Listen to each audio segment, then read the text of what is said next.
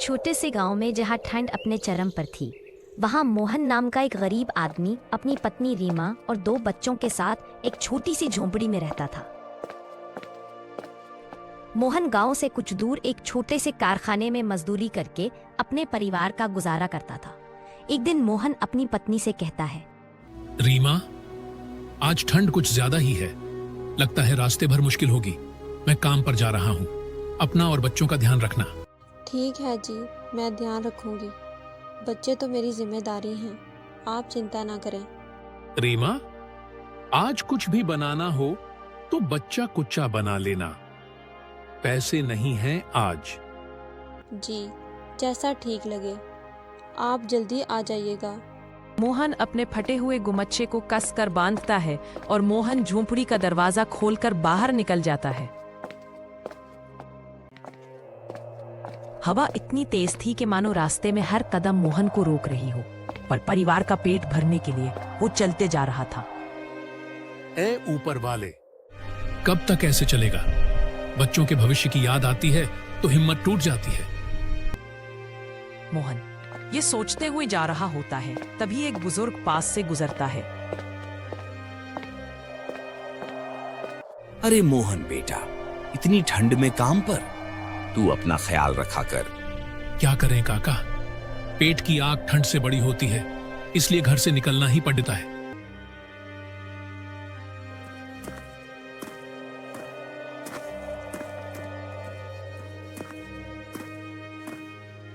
मोहन ठंड से कांपते हुए कारखाने के बड़े गेट से अंदर जाता है। अंदर मशीनों की आवाज गूंज रही थी। वहीं कारखाने का मालिक दूर से ही उसे देख रहा होता है। मोहन डर जाता है। अरे मोहन, आज इतनी देर से क्यों आया? घड़ी देखी है तूने? मालिक, वो ठंड बहुत थी, धीरे धीरे आना पड़ गया। अबे, ठंड सिर्फ तुझे लगती है, हम लोगों को ठंड नहीं लगती। ये रोज रोज देर आना बंद कर। अगर आज के बाद लेट आया ना तो सीधे काम से निकाल दूंगा, समझा? नहीं मालिक जी, ऐसा मत कीजिए। मेरे घर में चूल्हा तक नहीं जलेगा। मैं रोज समय पर आऊंगा, बाधा करता हूँ। चल, जाकर काम पर लग जा।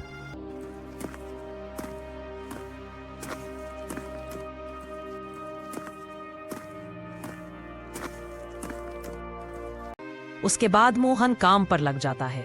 सुबह से शाम तक मोहन ने अपना सब कुछ छोड़ दिया। हर बार बोरी उठाना उसकी मजबूरी की कहानी कह रहा था। पास खड़े कारखाने के दूसरे मजदूर आपस में बातें करते हैं। अरे मोहन भाई, आज तो बहुत परेशान लग रहा है। क्या बताऊं भाई, घर में खाने को कुछ नहीं। आज मालिक से थोड़े पैसे मांगूंगा, शायद दे दे। मालिक का दिल पत्थर है मोहन, पर कोशिश कर ले, शायद आज सुन ले। मोहन कांपता हुआ मालिक के पास पहुंचता है। मालिक जी, आज कुछ पैसे दे दीजिए। घर में खाने को कुछ नहीं है। बच्चे कई दिनों से भूखे सो रहे हैं। थोड़ा बहुत ही दे दीजिए। मालिक तिरछी नजर से मोहन को देखता है। अरे अभी कुछ दिन पहले ही तो पैसे दिए थे, इतनी जल्दी जल्दी पैसे नहीं मिलेंगे। जा, अगले हफ्ते आना। मालिक, पर घर में चूल्हा। समझ में नहीं आता क्या? नहीं मिलेंगे पैसे। अब जा, काम बंद हो गया। मोहन चुप हो जाता है। उसकी आंखें नम हो जाती हैं। वो धीरे धीरे गोदाम से बाहर निकल जाता है। सूरज ढल चुका था। मोहन मन ही मन सोचता है, ऊपर वाले, कौन सी परीक्षा ले रहा है तू मुझसे? आज बच्चों का चेहरा देखूंगा तो क्या जवाब दूंगा? दिन भर की मेहनत, थकान और मालिक के कठोर शब्दों का बोझ लेकर मोहन घर की ओर चल पड़ा। उसके मन में निराशा थी, मगर उम्मीद की छोटी सी लो अभी भी बुझी नहीं थी। अचानक आसमान में बिजली चमकती है और तेज बारिश शुरू हो जाती है।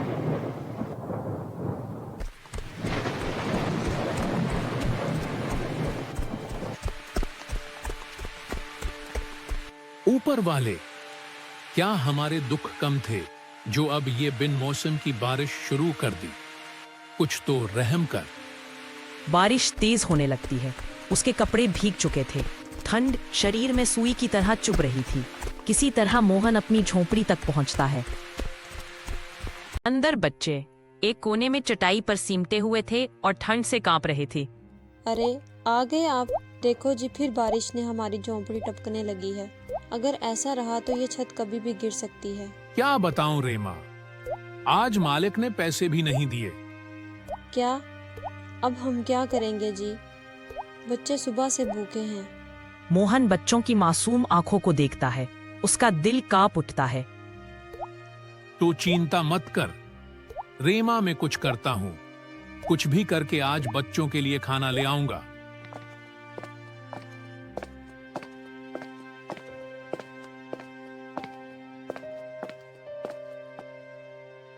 बाहर मूसलाधार बारिश हो रही थी। मोहन घर से बाहर निकल जाता है। उसने बरसते पानी में दुकान जाकर राशन का इंतजाम किया। कुछ लकड़ियां भी जुटाई ताकि चूल्हा जल सके। मोहन भीगते और कांपते हुए राशन लेकर घर लौटता है। बस बेटा, थोड़ी देर और, खाना बन रहा है। रीमा जल्दी जल्दी चूल्हा जलाती है। लकड़ियां गीली थी पर वो कोशिश करती रही। अंत में चूल्हा जल गया।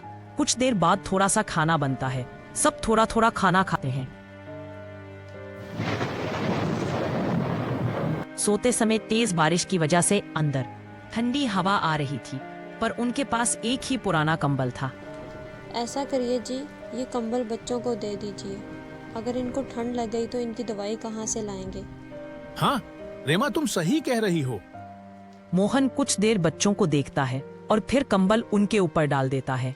इस रात मोहन और रीमा ठंड में कांपते रहे, पर बच्चों की गर्मी से ही उन्हें सुकून मिला।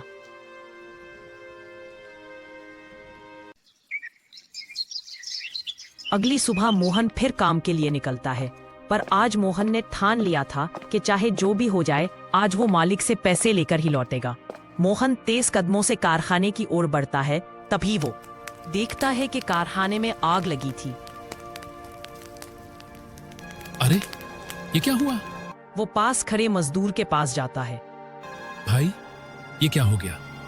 मोहन भैया, कारखाने में रात को शॉर्ट सर्किट हुआ और आग लग गई। सारी मशीनरी जल गई। मालिक सुबह आए थे, उन्होंने कहा कहीं और काम ढूंढ लो, अब मैं किसी को काम नहीं दे पाऊंगा। ये सुन मोहन के कदम लड़खड़ा जाते हैं। उसकी आंखें भर आती हैं। ऊपर वाले, ये क्या किया? अब ना तो काम बचा और ना ही पैसे। अब बच्चों के लिए कंबल और खाना कहां से लाऊंगा? मोहन भारी दिल से घर लौटता है। अचानक फिर तेज बारिश शुरू हो जाती है। इस बार वो एक पेड़ के नीचे खड़ा हो जाता है। एक तो ये ठंड, ऊपर से बारिश, मेरा पूरा शरीर कांप रहा है। घर कैसे पहुंचूंगा? रीमा और बच्चे अकेले परेशान हो रहे होंगे। तभी बारिश और तेज होने लगती है। अब रुकना ठीक नहीं, मुझे जल्दी घर पहुंचना चाहिए। पता नहीं ये बारिश कब रुकेगी। वो पानी में भीगते हुए घर की ओर बढ़ता है।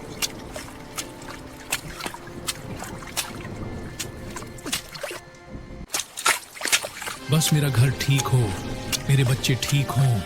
वो दौड़ता हुआ पानी को चीरते हुए घर की ओर बढ़ता है। वो जैसे ही घर पहुंचता है तो घर की हालत देख उसके होश उड़ जाते हैं, क्योंकि पूरे घर में पानी भरा हुआ था। चारपाई और बर्तन सभी डूब गए थे। रीमा, तुम ठीक तो हो? और बच्चे ठीक हैं ना? हाँ, हम ठीक हैं। पर देखो जी, पूरा घर पानी से भर गया है। सब कुछ डूब चुका है। चलो रीमा, जल्दी जल्दी इस पानी को बाहर निकालते हैं, नहीं तो पूरी झोपड़ी गिर जाएगी। इसके बाद दोनों पानी बाल्टियों से बाहर फेंकते हैं, लेकिन जितना पानी बाहर जा रहा था उससे दुगना वापस अंदर आ रहा था। बच्चे एक कोने में ठंड से कांप रहे थे। रहने दो रीमा, ये ऐसे नहीं निकलेगा। ए जी, ऐसा कब तक चलेगा? रोज रोज पानी निकाल कर तो घर खोखला हो गया है। देखिए दीवारें कैसे टूट रही हैं। तो और क्या करें रीमा, हम मजबूर हैं। बाहर तेज हवा, गरजती बिजली और तूफान उठ खड़ा होता है। चारों भागकर झोपड़ी से बाहर निकलते हैं।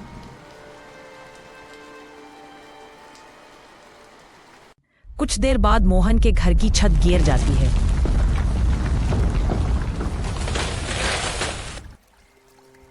ए ऊपर वाले, ये क्या हो गया? ये घर ही तो हमारी आखिरी उम्मीद था, ये भी बह गया। जी शुक्र मनाइए कि हम सुरक्षित हैं। अगर हम अंदर होते तो शायद दबकर मर जाते। हाँ, पर अब सवाल ये है कि हम बच्चों को लेकर जाएं कहाँ? ये ठंड, ये बारिश और बच्चे भी बीमार पड़ रहे हैं। अरे जी, मैं तो कहती हूँ आपके जो दोस्त कैलाश, आज रात उनके घर चलते हैं। कम से कम बच्चे तो सुरक्षित रहेंगे। मोहन चुप होकर सोचता है। हाँ, तुम सही कहती हो रीमा। कैलाश हमारा अपना है, वो मदद जरूर करेगा, और करेगा क्यों नहीं? आखिर दोस्ती किस दिन काम आएगी।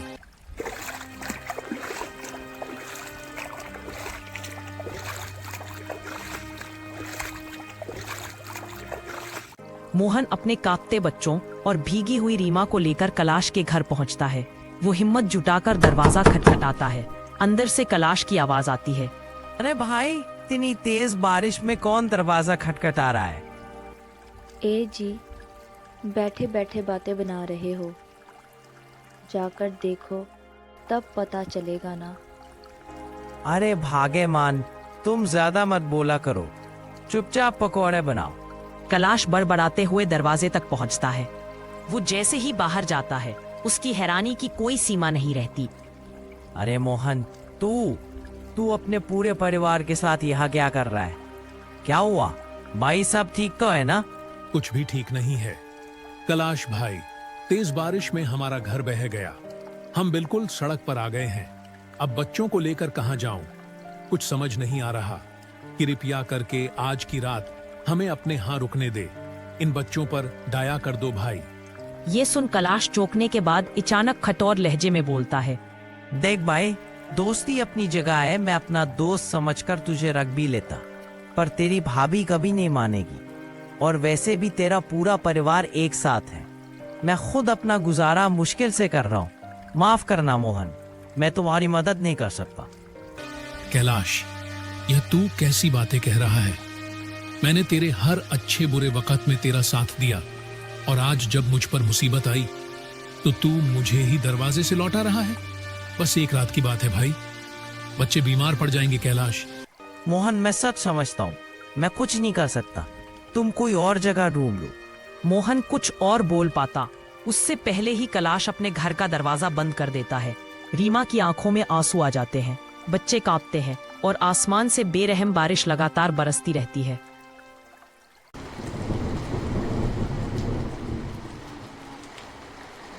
कैलाश अंदर लौटता है। पत्नी गर्म पकोड़ों की ताली लिए खड़ी थी। कौन था जी दरवाजे पर?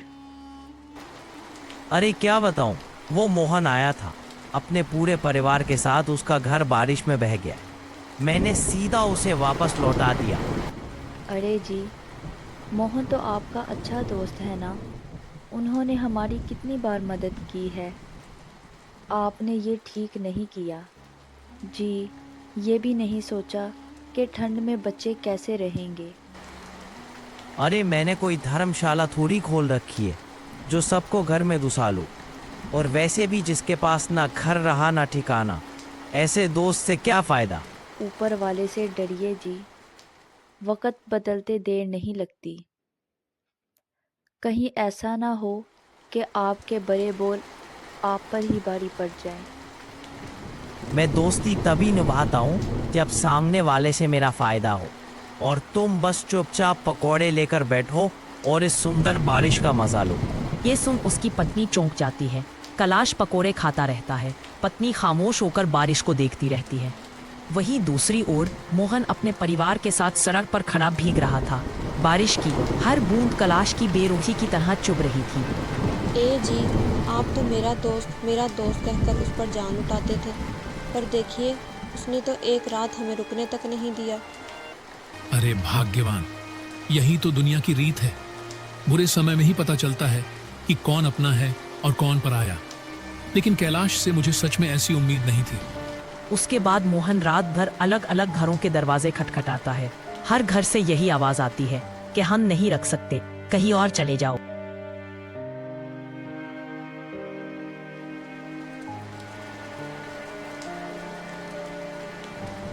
थके हारे मोहन का परिवार एक पेड़ के नीचे आकर बैठ जाता है।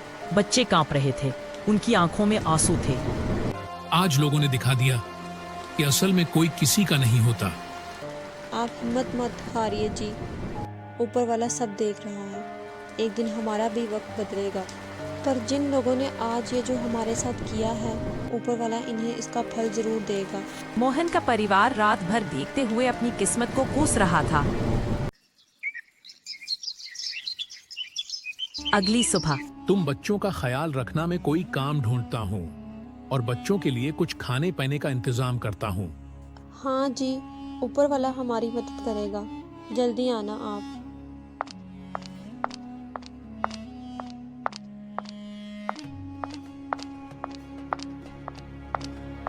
मोहन दिन भर गांव-गांव भटकता है।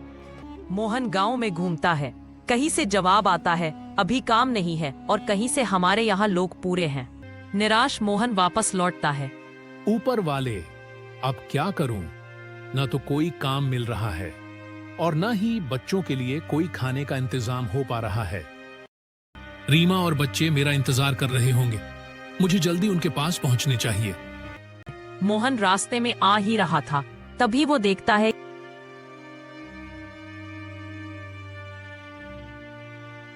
अरे, ये गांव के चौपाल पर इतनी भीड़ क्यों लगी है? वो वहाँ खड़े लोगों से पूछता है। अरे भाई, इतनी भीड़ क्यों है यहाँ? अरे, पास के गांव से एक बहुत अच्छे सेठ जी आए हैं। इस ठंड में गरीबों को कंबल और खाना बांट रहे हैं। जाओ, तुम भी ले लो। मोहन की आंखों में उम्मीद की चमक उठती है। वो तुरंत लाइन में खड़ा हो जाता है। मोहन को कंबल और खाने का पैकेट मिलता है। उसकी आंखें भर आती हैं। सेठ जी, आपका बहुत बहुत धन्यवाद। उसके बाद मोहन सामान और कंबल लेकर अपने परिवार की तरफ चल देता है। जी, आप आ गए। चौपाल पर एक बुला आदमी गरीबों में कंबल और खाना बांट रहा था। मैं भी ले आया। वाह जी, ये तो बहुत अच्छा किया आपने। अब कम से कम इस ठंड से कुछ राहत तो मिलेगी। दोनों मिलकर बच्चों को कंबल उड़ा देते हैं। तभी अचानक पास ही से एक बूढ़ी और कमजोर औरत लाठी के सहारे चलती हुई आती है। अरे बेटा, जरा मदद कर दो, बहुत ठंड लग रही है और रात से कुछ खाया भी नहीं। अरे जी, ये तो बहुत परेशान लग रही हैं। हाँ रीमा, कुछ करना पड़ेगा। अम्मा, आइए, मैं कुछ मदद करता हूँ। मोहन को चौपाल से जो खाना मिला था वो उसे अपने परिवार की परवाह किए बगैर बूढ़ी औरत को दे देता है। बूढ़ी औरत खाना खाती है, उसके चेहरे पर राहत लौट आती है। अरे जी, बच्चों को भी तो भूख लगी है। रीमा, पहले इस अम्मा को खिला लें, इनकी हालत बहुत खराब है। बेटा, तुम्हारा बहुत बहुत धन्यवाद। इतनी ठंड में कौन किसी को खाना खिलाता है? आजकल लोग दरवाजे भी नहीं खोलते और तुमने बगैर सोचे मुझे सारा खाना दे दिया। पर बेटा, तुम लोग इन बच्चों के साथ यहाँ सड़क के किनारे क्यों पड़े हो? मोहन एक लंबी सांस लेकर उसे अपने घर की पूरी कहानी सुना देता है। बूढ़ी औरत सुनकर हक्की बक्की रह जाती है। अरे बेटा, तुम्हारे साथ तो बहुत बुरा हुआ और मैंने बिना सोचे तुम्हारा खाना खा लिया। अब इस ठंड में तुम लोग क्या खाओगे? अम्मा जी, कोई बात नहीं, मदद करना हमारा कर्तव्य है। बेटा, मैंने आज तक तुम्हारे जैसा नेक इंसान नहीं देखा। वो कपड़े की पोटली निकालती है और मोहन के हाथ में रख देती है। मेरे पास ज्यादा देने को तो कुछ नहीं है, ये रख लो। मेरी दुआ है कि ऊपर वाला जल्द ही तुम्हारी किस्मत बदल देगा। ये कहकर बूढ़ी औरत धीरे धीरे वहाँ से चली जाती है। रीमा, क्या लगता है इसमें क्या होगा? जी, बूढ़ी औरत खुद इतनी गरीब थी, वो हमें भला क्या दे सकती। चलो खोल कर देख ही लेते हैं। दोनों मिलकर पोटली खोलते हैं। अंदर की चमक देखकर दोनों चौंक जाते हैं। ए ऊपर वाले, इतने सारे सोने के सिक्के। रीमा, लगता है वो बूढ़ी औरत कोई साधारण औरत नहीं थी। हाँ, ऊपर वाले ने हमारी सुन ली। समय बीतता है। मोहन उन पैसों से एक मजबूत नया घर बनवाता है। बच्चों के लिए कपड़े, दवाइयाँ और जरूरत की सारी चीजें खरीदता है। फिर बचे हुए पैसों से एक छोटा सा चाय का व्यापार शुरू करता है। फिर वो कहते हैं ना, समय बदलते देर नहीं लगती।